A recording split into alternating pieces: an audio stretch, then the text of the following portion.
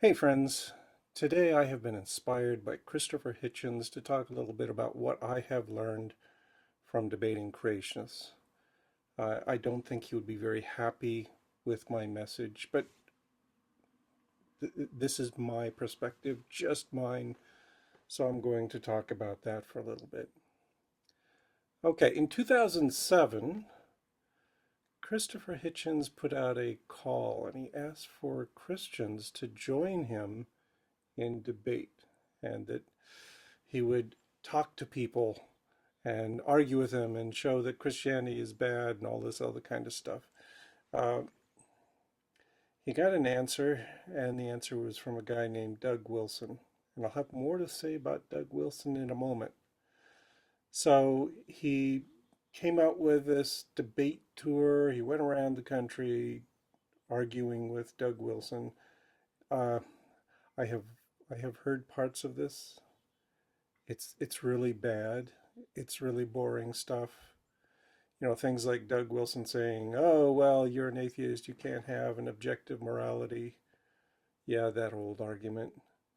And Hitchens coming back and explaining why we don't need that. No, yeah, you get the idea.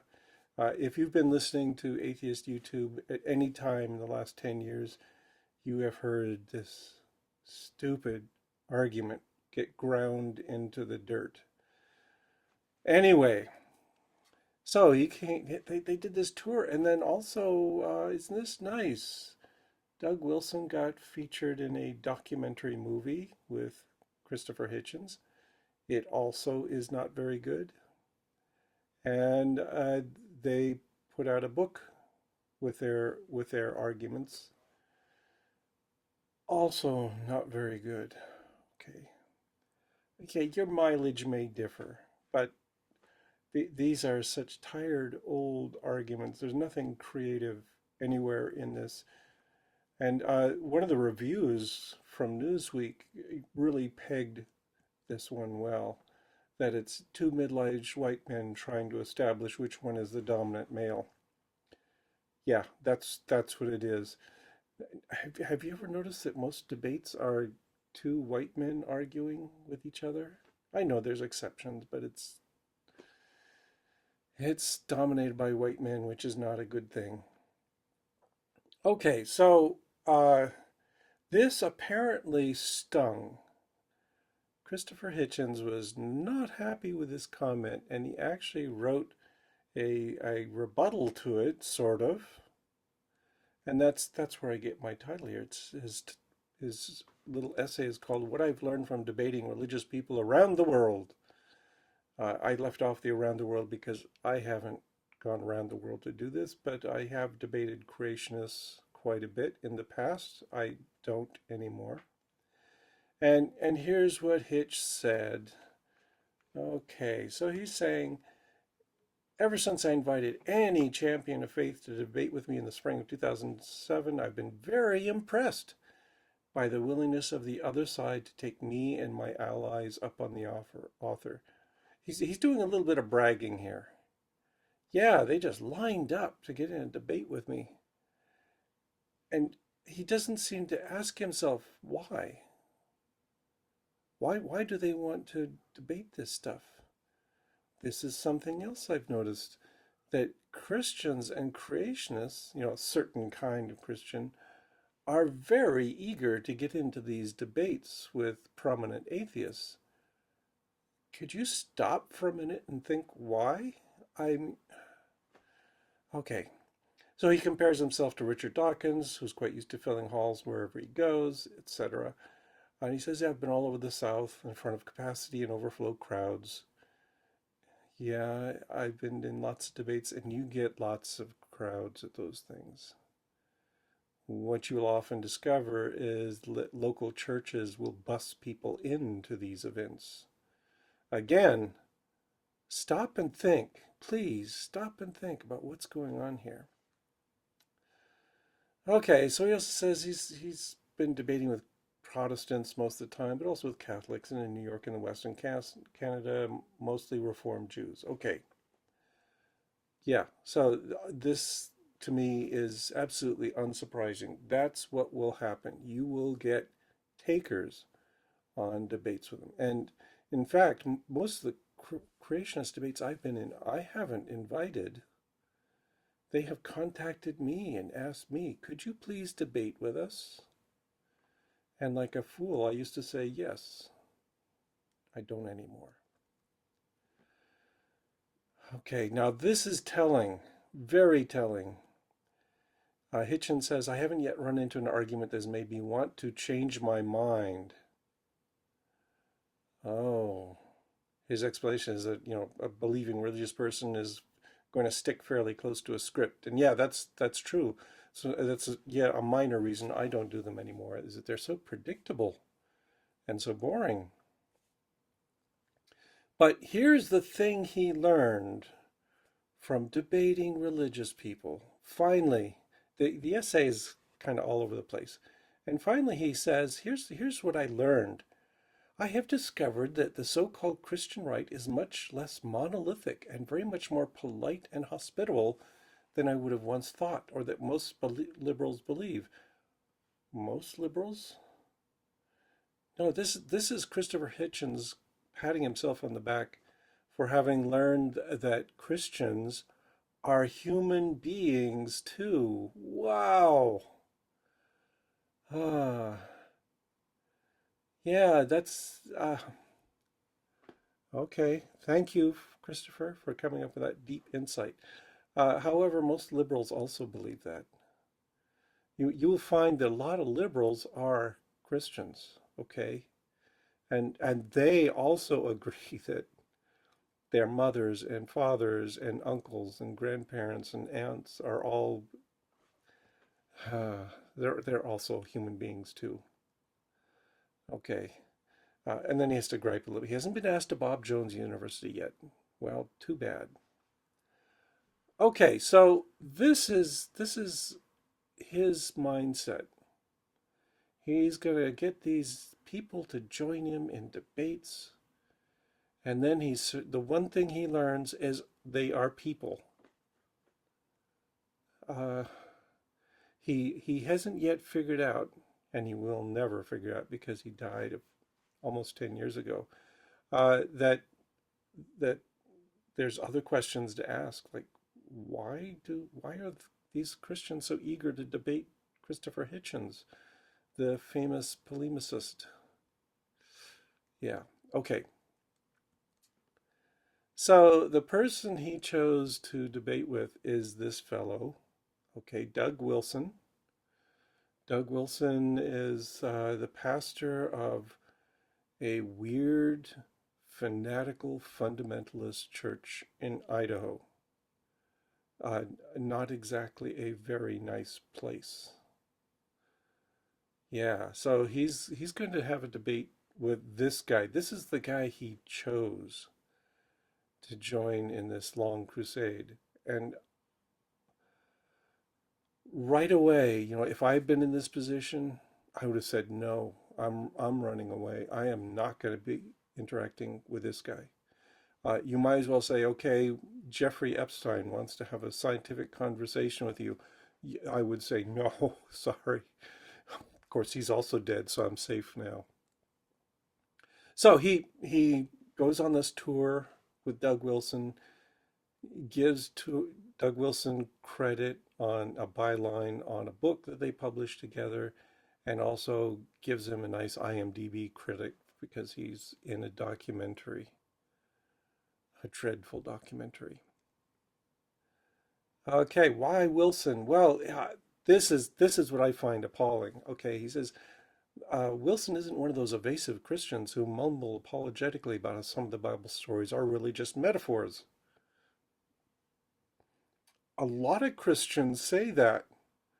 A lot of good Christians don't take the Bible literally. It is so he's specifically saying, I want a biblical literalist to join me in this debate.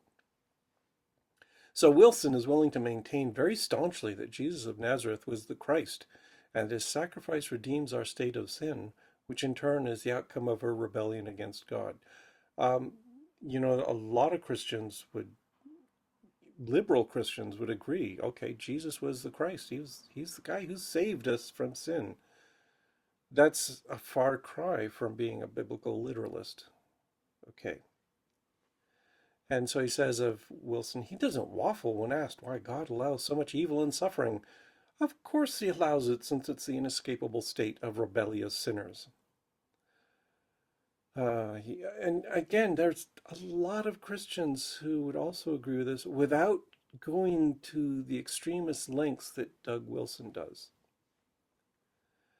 And then the killer line here is that Hitchens says, I much prefer this sincerity to the vague and Pythonesque twitterings of the interfaith and ecumenical groups who barely respect their own traditions and who look upon faith as just another word for community organizing. Look, I'm one of those strong atheists. I'm pretty definitely far out there at number 7 on Dawkins' scale that was so popular a while back. And yeah, I will deny the existence of a powerful divine Jesus all you want. But I also happen to appreciate that religion evolves.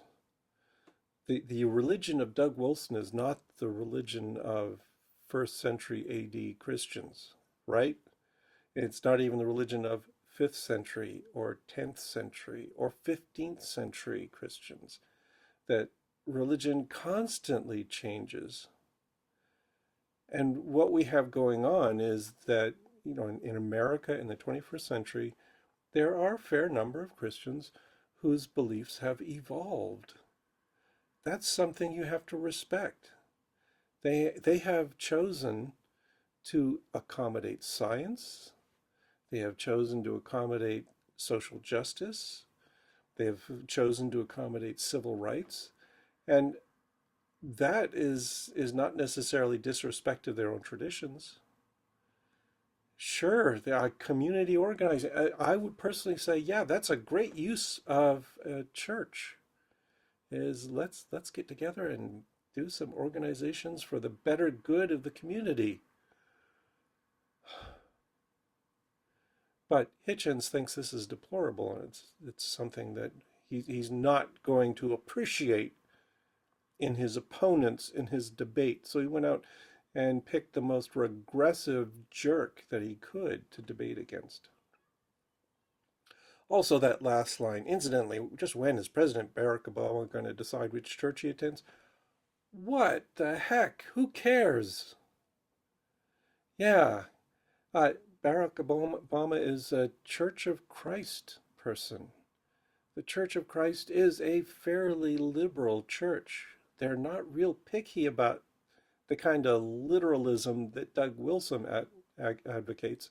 So, yeah, why can't you just go to a church that shares your values, as Obama was doing, and I presume still is?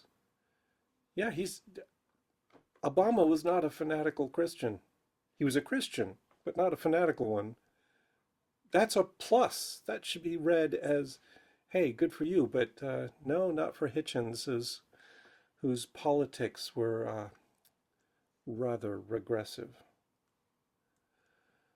Okay, but this is what prompted me to make this video. Is David Neiwert has recently come out with an article that's built on a profile by Sarah Stankorb, so she gets full credit. I'm just using Neiwert's articles because Neiwert did a good short summary of this story. They wrote about Doug Wilson. And he says, in most regards, Moscow, Idaho is the embodiment of the bucolic college town, tree-covered neighborhoods, quiet streets, quaint shops downtown, and a pretty University of Idaho college campus. I agree. I've been there. I actually gave some lectures in Moscow, Idaho. No debates, just conversations.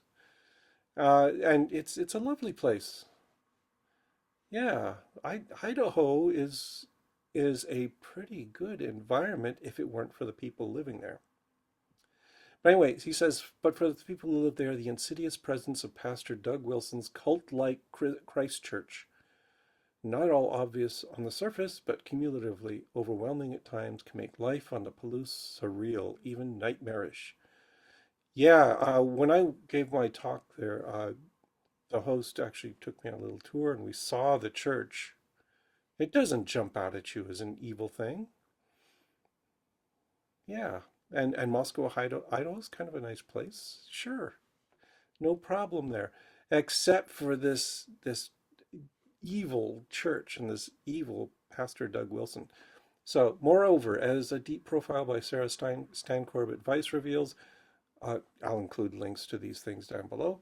Wilson's domineering evangelical church, which buys up property and businesses throughout the Latah county community and bullies both members and non-members who question either his edicts or his far-right theology, is built on a fundamentally misogynist worldview that permits male members to rape their wives and threatens any women who object. Yeah. Again, remember, this is the person that Hitchens chose to promote because his views were so horrible, which he didn't seem to find any serious problems with. Stankorb's report details the stories of the women who have survived Christchurch's culture that normalizes sexual abuse and harassing survivors. One described being raped repeatedly by her husband, then becoming an outcast when she divorced him. Others describe being sexually abused as teenagers by men who taught in the church's schools. Oh yeah, this sounds familiar. Yeah, I heard these stories when I visited Moscow, just horrific stuff about this church, this cult lurking in the midst of the city. Not a good thing. Why was anyone promoting this horrible, horrible person? Yeah. When I gave the talks there, no, Doug Wilson did not show up, but a number of his acolytes did, and they asked the usual stupid creationist questions, just drone-like recitation of dogma, creationist dogma, and yeah, I tried to answer them as briefly as I could and move on. They were not productive interactions. Let's just say that. So I was not impressed with his church followers. If Wilson had shown up, I would be even less impressed. So here's old Doug Wilson and what he says. He contends that modern society has stripped men of their intended roles, including their sexual mores. He has written that the sexual act cannot be made into an egalitarian pleasuring party. Instead, a man penetrates, conquers, colonizes, plants, while a woman receives, surrenders, accepts, he argues. He concludes that the true authority and true submission are therefore an erotic necessity. Yeah, uh, this guy is dominating the cultural landscape in that area. Idaho in general has turned into a cesspit because of people like him. You know, it was a stronghold of the Aryan fascists and things like that. So yeah, this is not good news that he's saying this thing. And like I said, I only talked to some of his followers, and they all came across as kind of smugnerant jerks. Yeah, smugnerant. That's my new word. And that's exactly how I would describe Doug Wilson. He knows nothing. He's very ignorant, but he's very, very smug about it. And just a generally terrible person all around. Anyway, my encounters with people like this seem to have taught me different lessons than anything that Christopher Hitchens learned. Yeah, Hitchens seems to think, this is a great opportunity to get into a spectacle and argue with somebody and show how smart I am, which is not a good reason to go into a debate, okay? Although most debates seem to devolve into that sort of thing, and my experience with debates on YouTube and other places is that they are a total waste of time. And I'm going to explain a little bit why I think that's the case.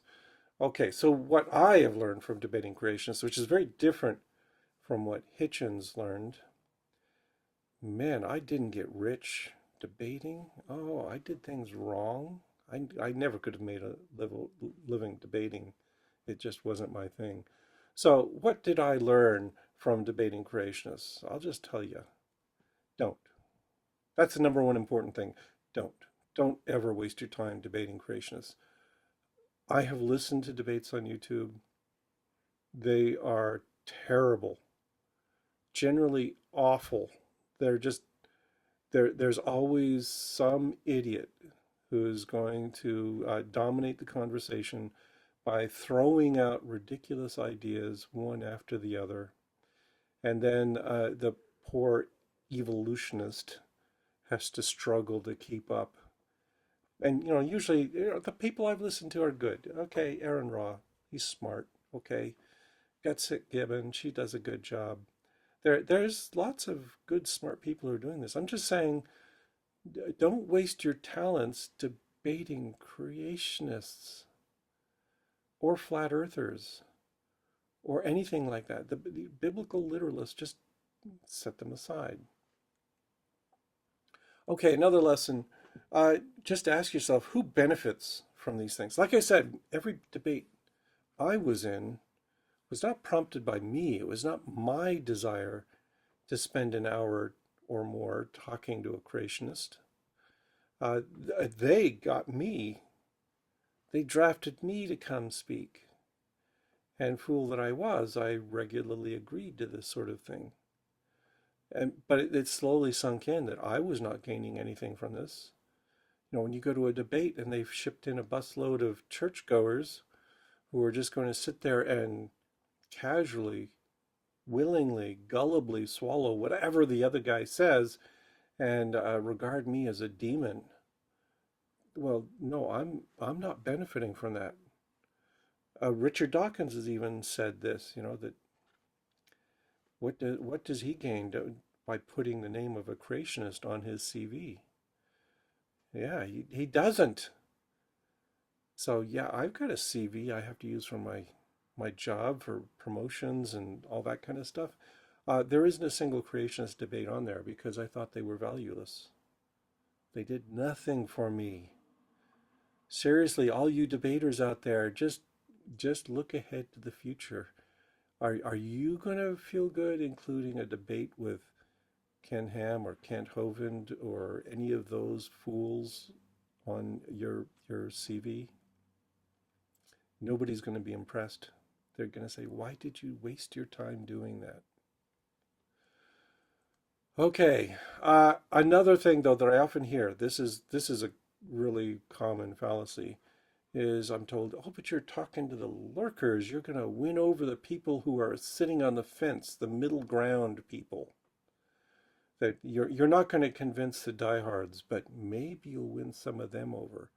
And I will concede that sometimes that happens. Sometimes there's somebody who is on the fence who listens and comes over to your side a little bit, maybe.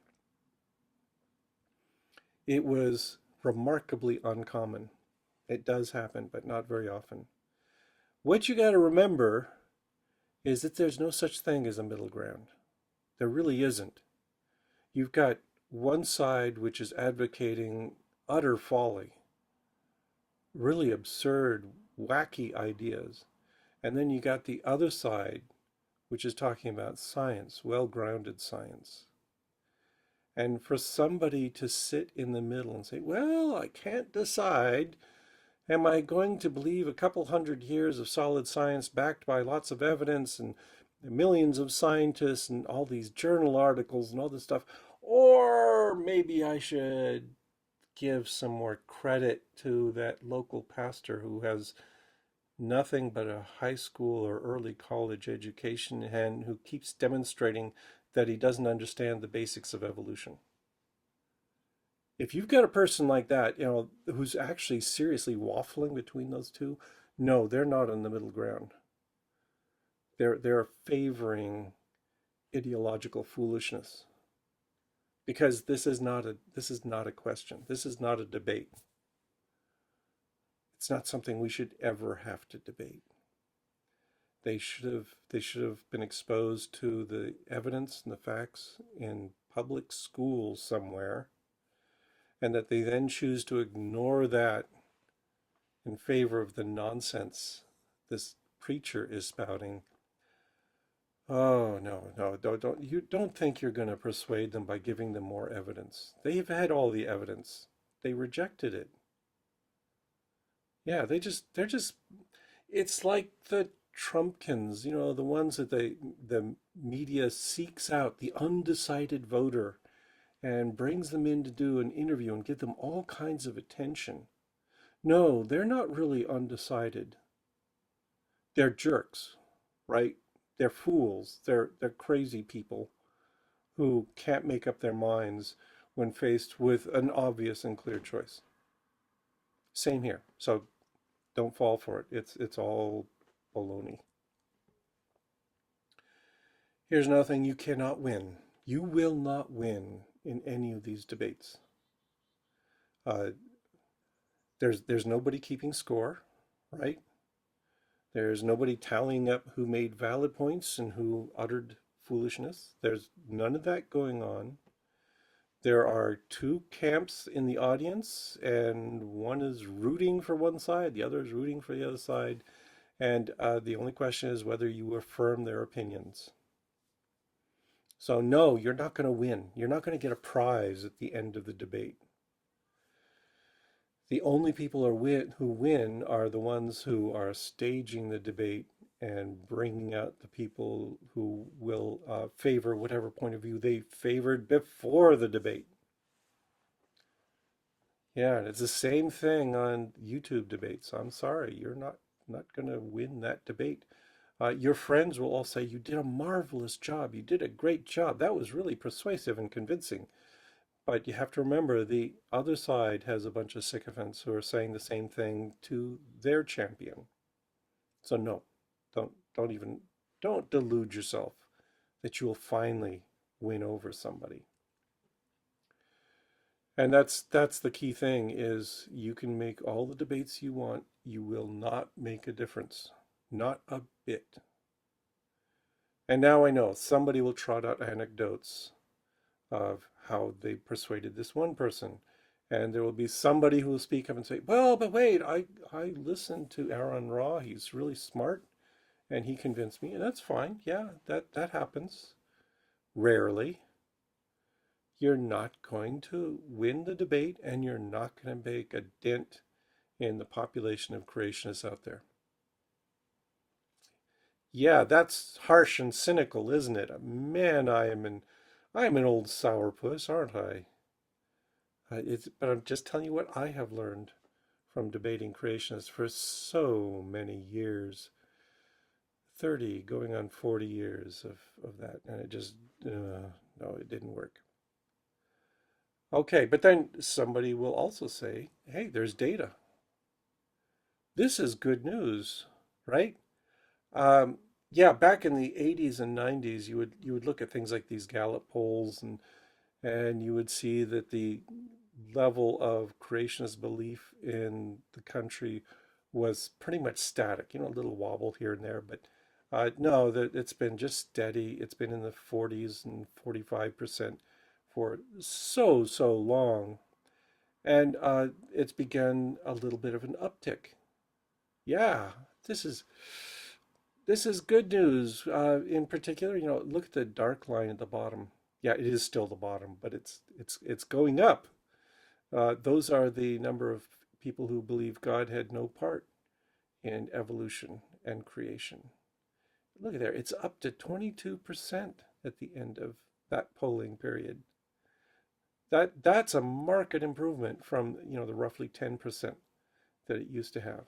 And we can also see that it started to rise in the early 21st century.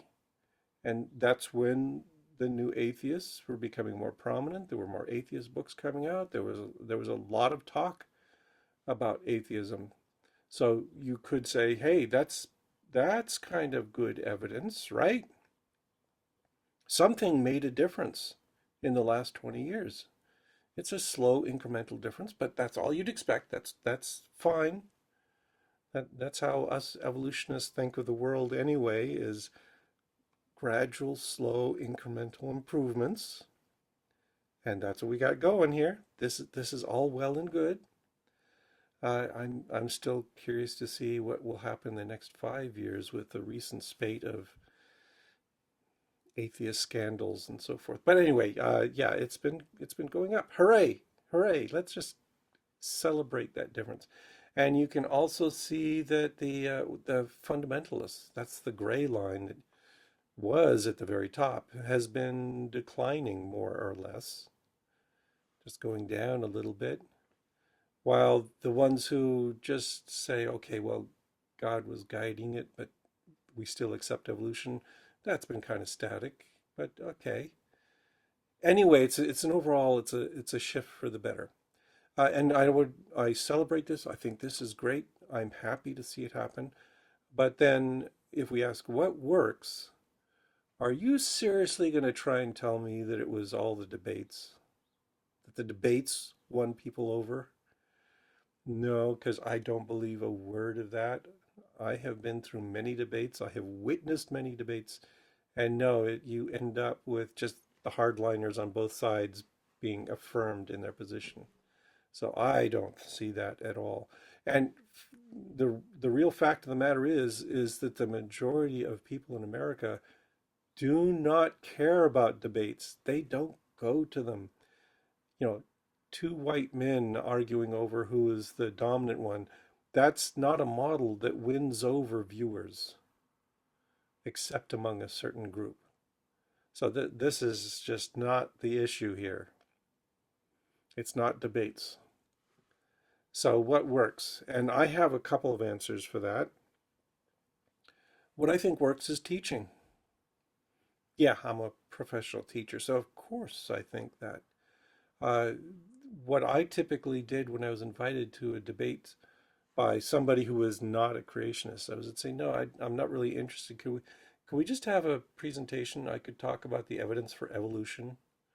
I could talk about some cool stuff that has come up lately. Um, that I would go out and do that instead of debating when they would let me. And so I think teaching is kind of an effective approach. I would believe that, right? I also think that, organizations like the National Center for Science Education have been making a difference. That they've been, providing materials for teachers. They've given them arguments so they can fight against the encroachment of fundamentalist views into the public school system. It's all been good. That's the approach I think we need to take. Uh, NCSE doesn't really push for debates. They're just, I think they would agree with me that they are not the way to persuade people. Okay, so teaching, go out and do that. And I would say that to all the YouTube debaters out there. Screw debating standing for truth or what other assholes pushing for a debate. They're not worth your time or attention. What's worth your time and attention is the good stuff you know. Get out there and teach people about that.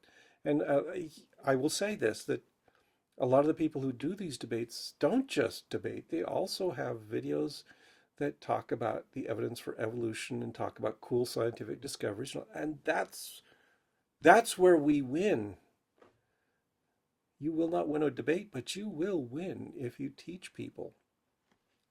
Okay, what else could we do? Well, this, I think, is another important step that has been occurring for the last 20 years, is that more and more atheists have been coming out of the woodwork, coming out and saying, I am an atheist, is a good thing. Not because you are trying to persuade everyone to be an atheist, but because it humanizes atheism. It helps people learn that no, atheists don't eat babies, that atheists are moral, law-abiding, upstanding citizens of the community, unlike everything Doug Wilson would like you to believe. So I think that's been a very important step in making these views more mainstream. It's mainstream ordinary people who are admitting that they don't go to church and that they don't believe in Jesus or any religion. Do more of that. Look at me, a boring old guy with a white beard who has 3 kids and 2 grandchildren and all those normal things that the Christians would like you to believe are the domain of Christianity. Yeah, I haven't been arrested for anything lately. Haven't killed anyone either. It's just normal human behavior, and yeah, I don't need to believe in God to do that. So yeah, do that. Go ahead. Be free in admitting that you are not a believer. And this, I think, is the big one, is talk about your values. I think this is where we get more converts, more people who are at least tolerant of these atheist viewpoints, is when you get out and you talk about what the things that you think are really important, the humanity of being a person in a society. Yeah, so like I said, I have 3 kids. I have 2 grandchildren. I have been married to my wife for over 40 years because I value those things. I love my kids.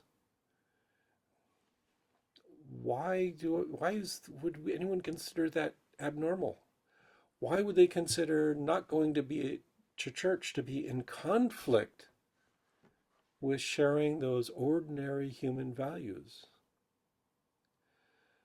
So that's where I'm at. I mean, that this is, like I say, what it really prompted me to make this whole video is these recent revelations. Now, they're not really recent. We've known about this. We've known about Doug Wilson and his behavior for decades now, but it's making the news now. And it's just making me think, why did Christopher Hitchens get into debates about theology? Christopher Hitchens was not a theologian. He was not a historian. He was not a scientist.